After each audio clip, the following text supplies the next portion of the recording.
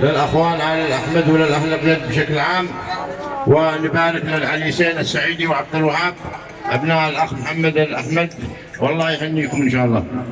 طبعا أنا هذا المشاركة لي تعتبر أول مشاركة بعد حفلة التكريم حقي الذي كان للأخوة رجال الأبيض موقف يعني يسجل في التاريخ ويرسخ في الذهن والذاكرة، موقف نابع عن وفاء متجرد عن المصالح وعن حب الذات.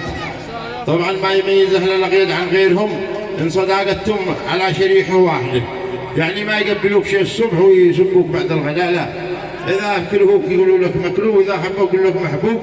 والإنسان يعني لما يكون له مواقف أعتقد أن هذا المواقف ما حد يقدر يحجبها.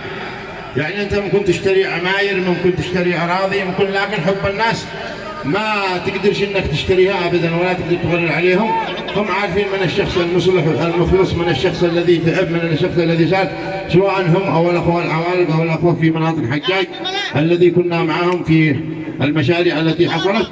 وهذا المشاريع لا هي الجمال جعفر ولا هي الفلان العلقي ولا هي الفلان ولا علان من الناس، هي لي ولك ولولدي ولولدك وما يجزع عليها سيارتي وسيارتك، ويعني تعتبر مكسب كبير.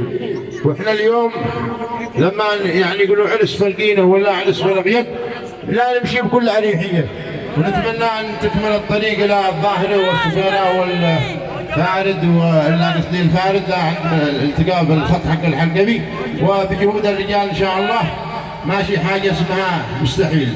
طبعا احنا لو حسبنا قيمه المشاريع التي تحققت في حجاج الحبيشيه وقلنا ندفعها من اول مره، لا نقول انتم مجانين، لكن لا، خطوه بخطوه بتكاتف الناس، فالانسان الذي يمشي معه عمل الخير اقل شيء لا يكون ضده. هذه تكون قاعده عامه. طبعا انا استقليت هذا الناس واسمحوا لي اذا طولت عليكم، والان ادخل في المشاركه. آمين.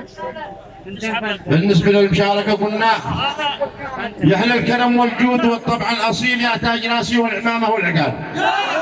يا أهل الكرم والجود والطبع الأصيل يا تاج راسي والعمامة والعقال، يا حسن الأبيض يا ملادم ما تميل، يا قدوة النخوة ويا عز الرجال. يا من صحبكم من يزهد الجميل، سلام يوصلكم من أخشام الجبال، حضور تكريمي وموقفكم دليل واضح وضوح الشمس في وقت الزوال. حضور تكريمي وموقفكم دليل واضح وضوح الشمس في وقت الزوال، فيها الإجابة للمشكك والعنيل ورد واضح يفهمه مولى السؤال. قلنا فيها الإجابة للمشكك والعليل ورد واضح يفهمه مولى السؤال، يفهم ويتعلم بتقدير الزميل ويعرف ان الجود زينه للحلال، حبي للأبيض معتقد يقبل بديل، الحق يفداكم والاثنين العيال. قلنا حبي للأبيض معتقد يقبل بديل، الحق يفداكم والاثنين العيال. طبعا علي وصالح المقصود بالعيال.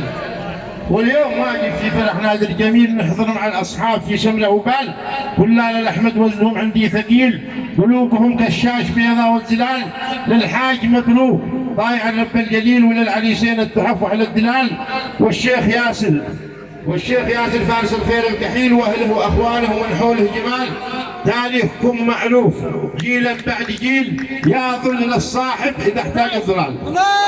تاريخكم معروف جيلا بعد جيل، يا ظل الصاحب اذا احتاج الظلال، والضيف يرحب في فرحكم والمقيل، نور المواقف في سمانا والهلال. والسلام عليكم ورحمه الله.